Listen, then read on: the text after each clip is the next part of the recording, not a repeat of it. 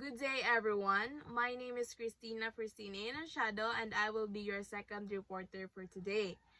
I am tasked to discuss about fats and oil. So I hope every one of you is ready to listen and to learn about my discussion because we are expecting to have our quiz this coming Wednesday. But I can assure you that our quiz will be very easy if you will watch this video. So, before we proceed to our discussion, let's first have our table of content.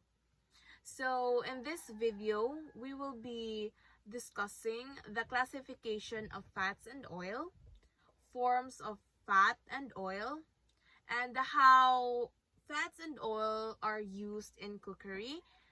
And the last but not the least is the processing of fat and oil. So all of these four topics are expected to be tackled through this video. So let's proceed. What is fat and oil? So I know every one of you is already familiar with fat and oil, right? So fat that is liquid at normal room temperature is called oil. However, that which is solid or semi-solid is referred to as fat. So to make it short, oil is the liquid one, while the fat is the solid one. Yeah? Right. All oils solidify when sufficiently cooked, and all fats liquefy at elevated temperature. Solid fats may contain a relatively large portion of liquid oil, but may be still classified as fat because they remain solid at room temperature. So even though fat consists of like a large portion of oil, it is still called fat because it is solid at room temperature. So the temperature that which fat changes to oil is called the melting point of fat. So the melting point varies for different fats. What's that? Let's proceed. Now let's talk about the nutritive value of fats and oil. So fats and oils have vitamin A, which is vital in maintaining vision. It is also essential for our body growth, immune function, and reproductive health. Next is the vitamin D, which it benefits bone health by promoting the absorption of these minerals. Next is the vitamin E, serves as an antioxidant, protecting cells against free radicals and oxidative damage. Next is the vitamin K. This is vital for blood clotting and help prevent the classification of blood vessel, potentially reducing the risk of heart disease. So in fats and oil, we will find 4 vitamins. Again, what are those? So first, it is the vitamin A. Next is the vitamin D. Next, the vitamin E. And the last one is the vitamin K. So I hope that you will remember that. Next, let's go to the classification of fats and oil.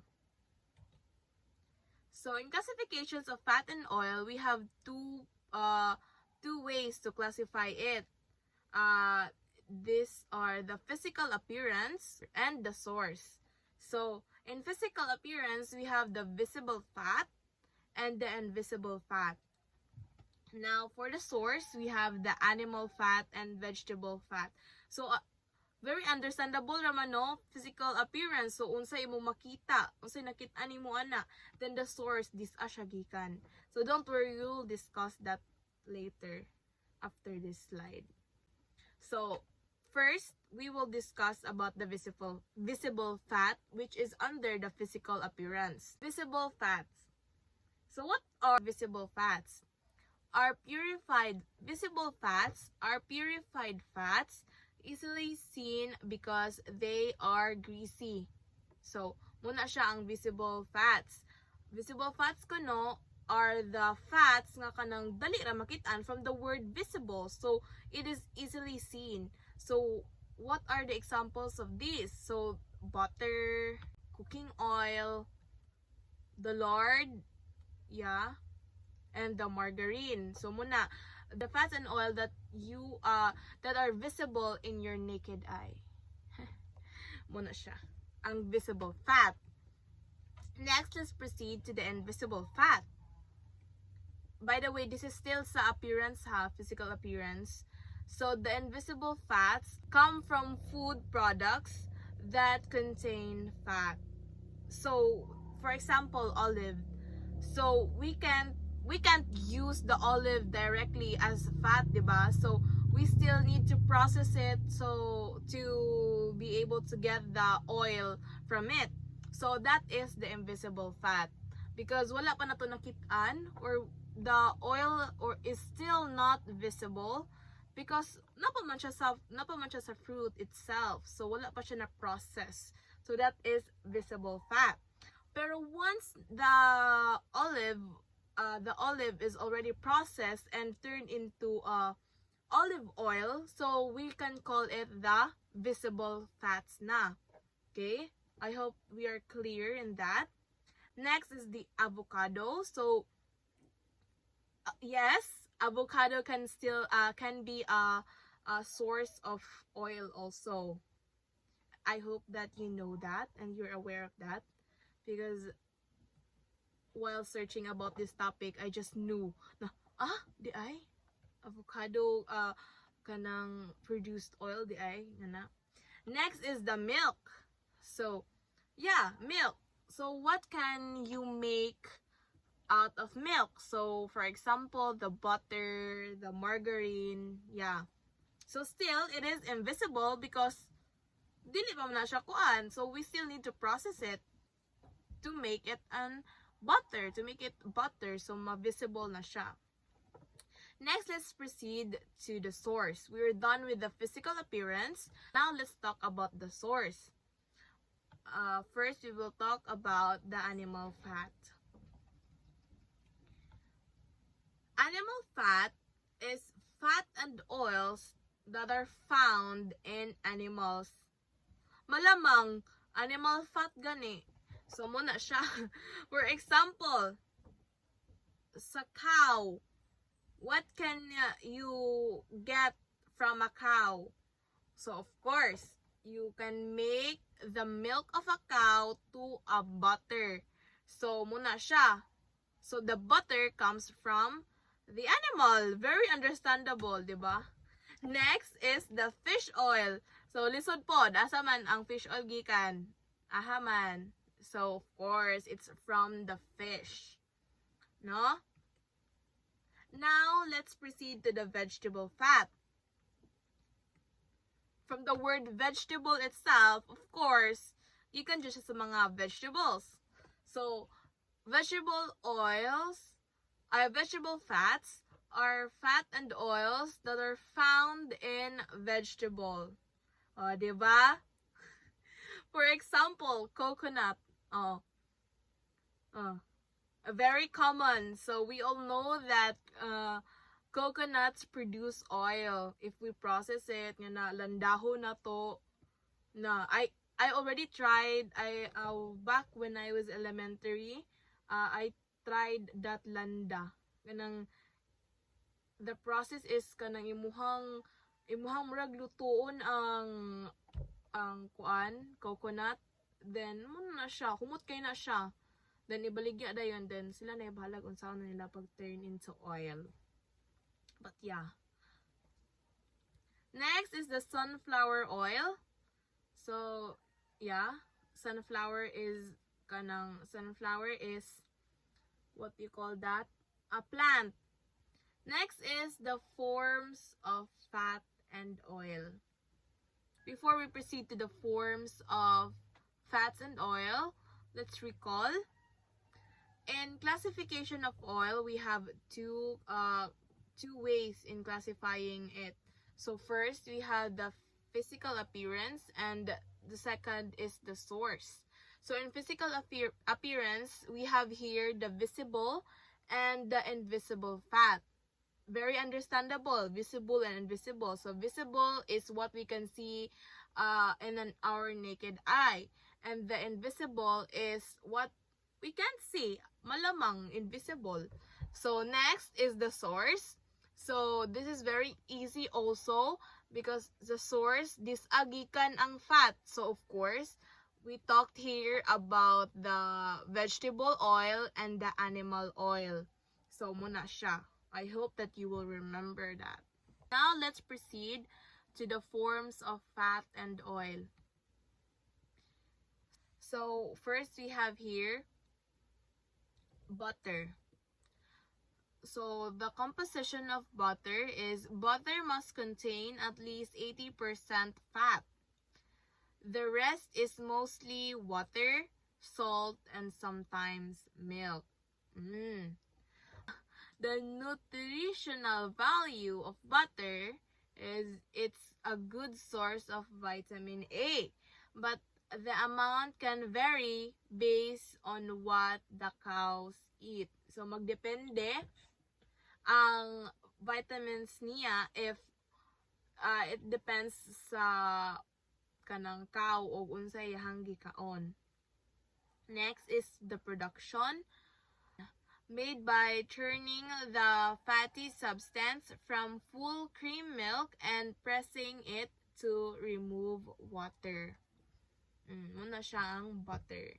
Next is the margarine. Margarine is a butter substance made from edible oils or fats, not from milk fat, and has a similar consistency to butter.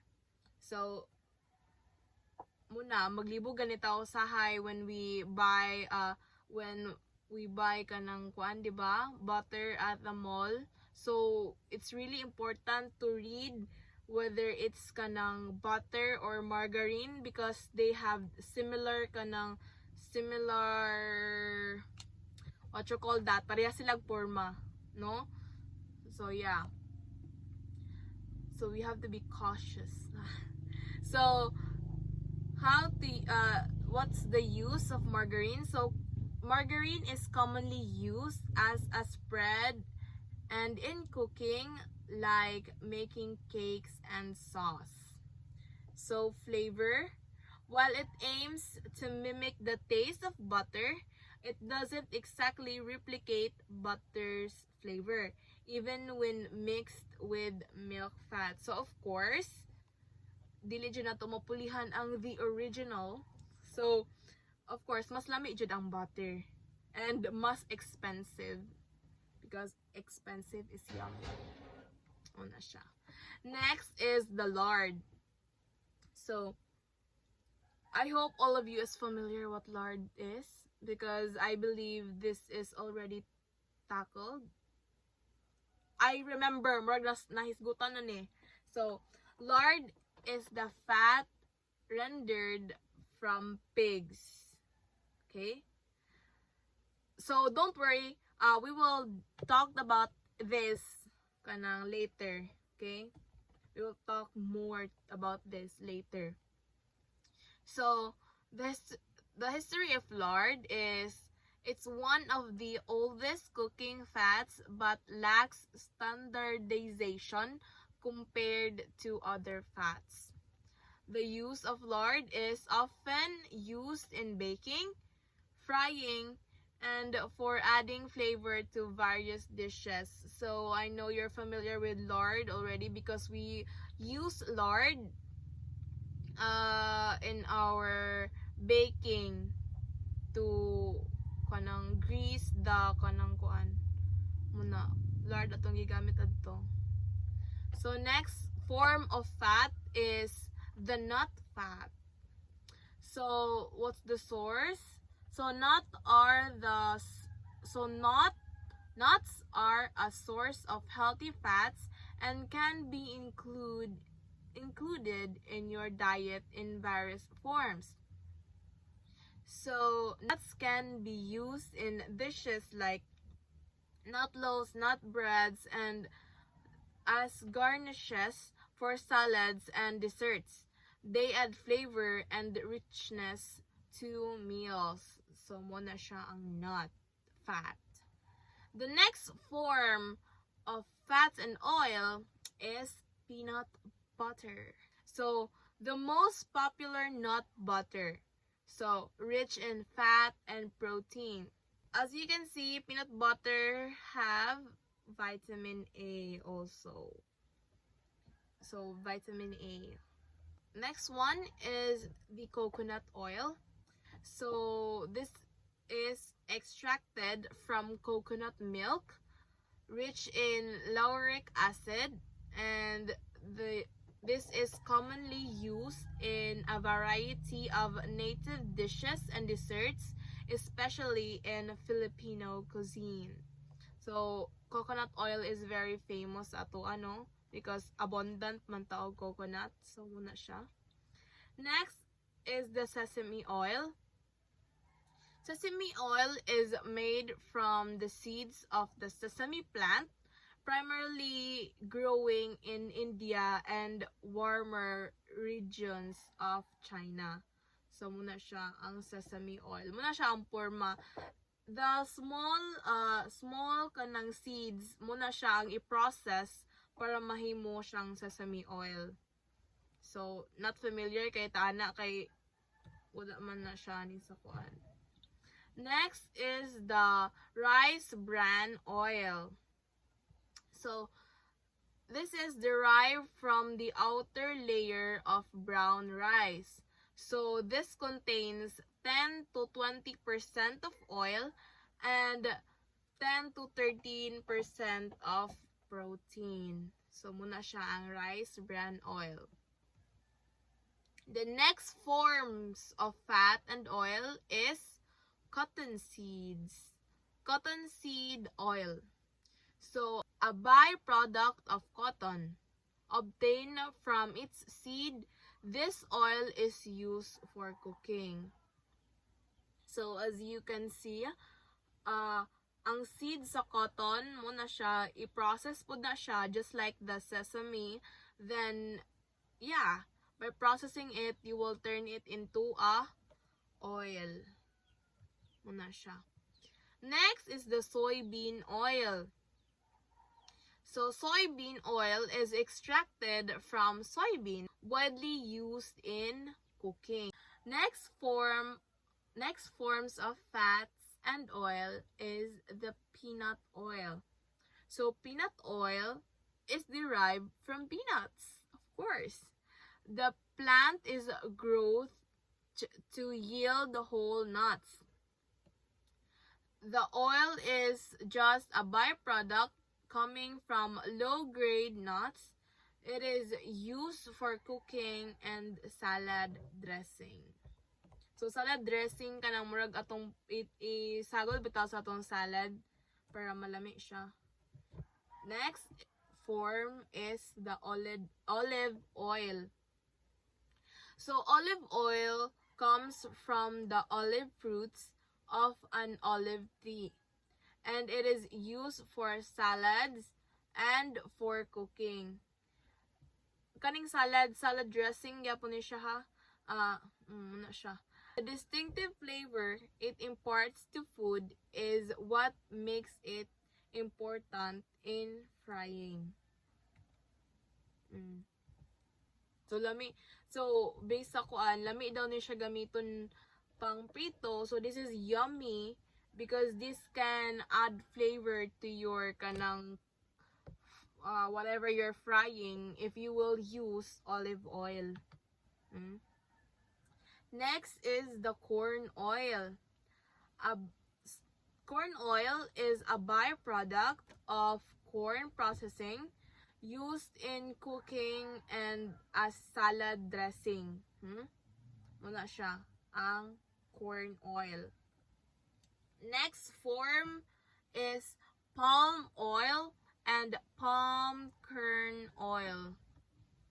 So these are extracted from the husk and seeds of an oil palm. So the plant is sometimes called African palm. The oil is very similar to coconut oil in almost every respect, but it is more unsaturated. So mas unsaturated daw ang palm oil than the coconut oil. The next forms of fat and oil is the beef fat. So also known as oleo oil. It is used in food preparation at home. So this is kanang mas flavorful and mas aromatic daw than the lard or than the pork fat. So yeah. So now we are done. So we are done in forms of fat oils. I hope that you remember some of the forms of fat oils, such as the butter, the margarine, the lard, the kanang soybean oil, the sunflower oil.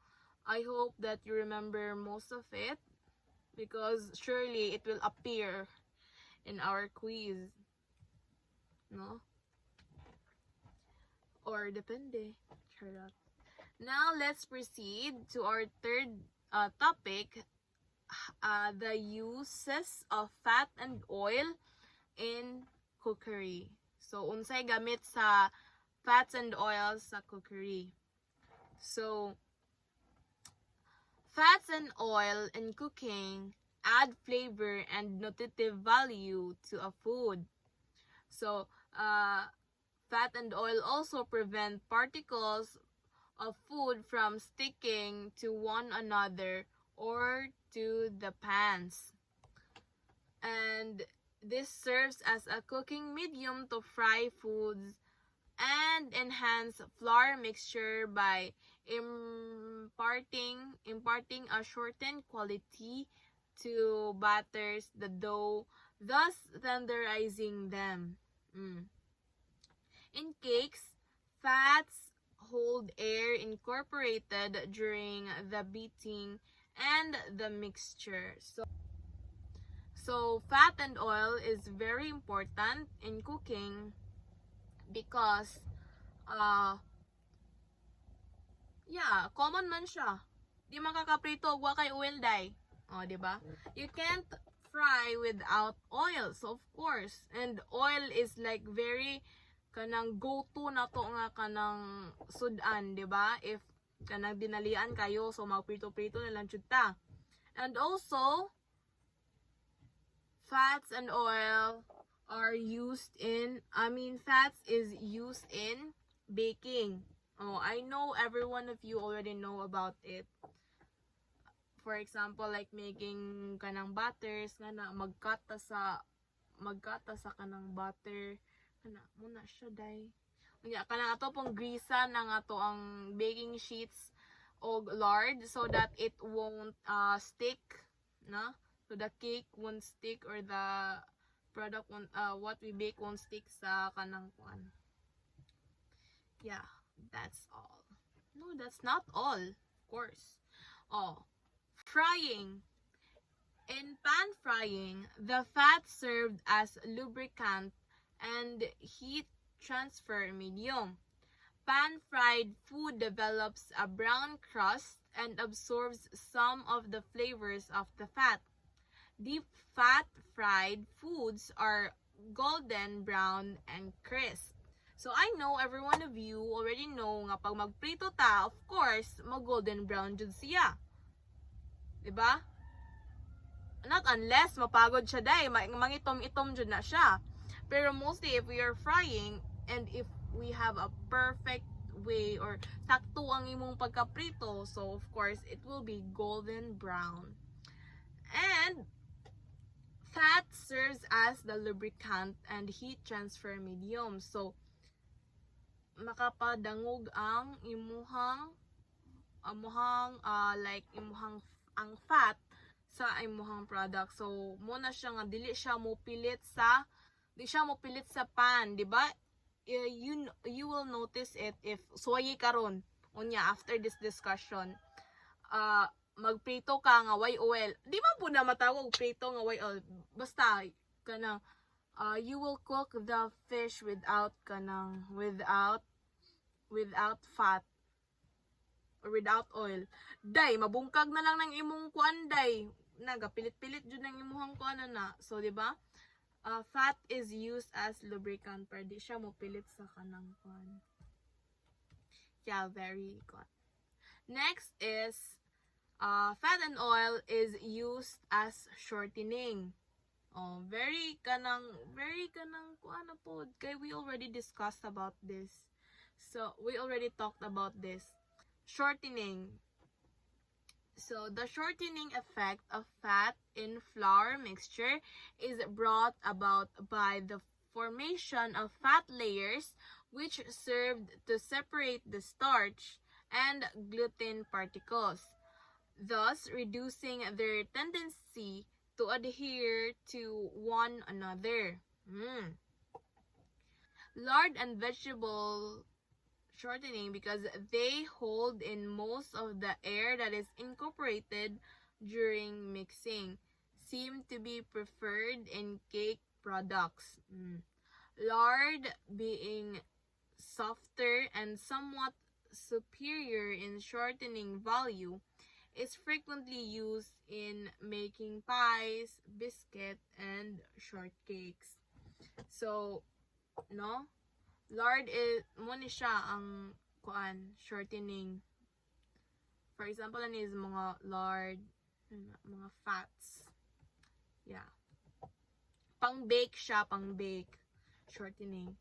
Next is the salad dressing. So muna siya ha kanang imuhang kuan. I-add nimo sa imong salad or imong raw salad para muad siya flavor. Mostly the kanang oil that I know, like I really know nga i-add sa salad is the olive oil. They say it's very yummy if na siya olive oil. So salad dressing may be a simple oil and vinegar mixture. So this is French cook or mayonnaise. So, what are oils used in salad dressing? So, muna siya. So, mayonnaise is a creamy, thick sauce made by blending oil, egg yolk, vinegar, and seasoning. The egg yolk is the key ingredient, acting as an emulsifier to hold the oil and vinegar together. It is like a glue that creates a stable, flavorful mixture. The oil used is corn or cottonseed oil. So, muna siya. I know most of you are familiar with mayonnaise. Of course, muna na itong kuan. Not only sa salad, diba? Bisan og kana like in our bread, muna siya nga to ang kanang spread. Muna siya tong ipalaman. Next is the French dressing. So French dressing is a mix of vinegar and oil with spices. So to keep it creamy and prevent separation, commercial dressing often use egg yolks or other ingredients to help everything blend together. So, muna siya ang forma sa French dressing. Next is the cooked salad dressing. So, this describes as a basic salad dressing recipe. It's a mix of egg, vinegar, and starch for thickening. Gamit ang starch para mo kuan siya mo mubaga, thickening. Oil and spices. It may be varied by using fruit juice in place of vinegar, milk, or water. So, muna siya. Muna siya. Oh, di ba? As you can see sa photo, raw vegetables siya marang uncooked. Munang, it really needs dressing para mas ma-enhance ang yung flavor. Because mo man ay use sa oil, fats and oil to enhance the flavor. So, yeah. So, next, let's proceed to our last topic. Finally, a big hand. This is the last part. So, next is the processing of fat and oil. First, we have the rendering. So, rendering is like extracting the good stuff, fat and oils from animal parts.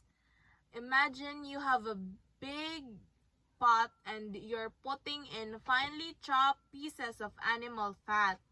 So imagine kono you have a big pot and kanang you will put there the chopped pieces of animal fat. So muna siya ang kuan. And then you heat it up with steam under pressure, kind of like a pressure cooker. This process separates oil from the rest of the animal tissues. For plant oils, it is a bit different. So, different daw ang rendering sa animal fat and sa plant oils. So, for plant oils, it is a bit different. You can either press the plants like squeezing a sponge to get the oil out, or you can use the special solvent that dissolves the oil and then you separate it later. So in animal fat, you will kanang heat it in a pot, but in plant oils, you will kanang squeeze it nga kuan daw until makuan nimo ang kuan. So muna siya ang rendering. Again, rendering. So I will show you a picture of the process rendering. So muna siya. By the way, in rendering, you can make kanang kuan lard. So muna, for example, muna siya. This is how to make lard. So the first picture, as you can see there, that is the finely chopped animal fat. Then it is put in a pot. Muna siya, no? Then giheat na until nag-heat siya. So as you can see, na siya kanang fat, na separate na siya hinay-hinay sa fat. Then sa 6, ano naman o muna na siya, o nagbubbles siya, until pag abot sa 6, na-separate na jud ang fat, na-separate na ang fat and the fat and the animal tissue. So ngano, if you will ask, nganong mura na siya oil forma lagi, di mo ganyan siya lard. So when you separate the kanang oil from the oil from the animal tissue by straining it, strain na to na siya, and you will leave it in a kanang clean container na. Later on, mga pila ka minutes or hours nga na mahimo na siyang lard, magputi na siya nya, mahimo na siyang lard. So muna siyang lard. Pareha na pud na siya sa beef fat nga naon ra pud ang process niya. So it is called rendering. Rendering ha. Pag squeeze, if you will squeeze the plant oil until nga kanang makuan nimo, ma-separate nimo kuan, that is also called rendering. The next process is the refining. So crude oils and fat extracted from animals and plants also contain free fatty acid and other miscellaneous materials which give them undesirable qualities. So these free fatty acids are removed by the addition of alkali to form a water and oil emulsion, which is then heated, broken, and separated. This is repeated several times until a refined fat of only 0.01 to 0.05 free fatty acid is obtained. So, ang refining is mostly used in kanang crude oils.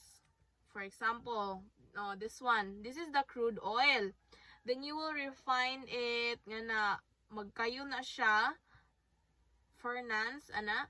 Then while kanang magkuan na siya, while you're heating it na magkakuan siya, magkakuan ang iyahang fatty acid, mahimo siyang lubricating oil, then mahimo na, while still boiling it, ngan ay still kanang heating it, mahimo siyang fuel. Mahimo siyang fuel. Diesel hantod nga mahimo na siyang kanang petroleum gas. Ano siya? Muna siya ang refining. Next is the hydrogenation. Hydrogenation is a process that turns liquid oils, which are unsaturated fats, into solid fat. So, from liquid oils to solid fats. So, muna siya ang hydrogenation.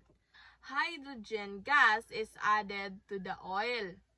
This happens at a high temperature between 100 to 200 degrees Celsius, or to 212 to 392 degree Fahrenheit. And under pressure, using a nickel crystal to help the reaction. So, muna siya. Hydrogen gas is added under pressure in the form of tiny bubbles at the base. Muna siya. Sa base, diba, na siya bubbles. Then, muna siya sa babaw ang mga fat. Na siya ang hydrogenation. Next is the winterizing.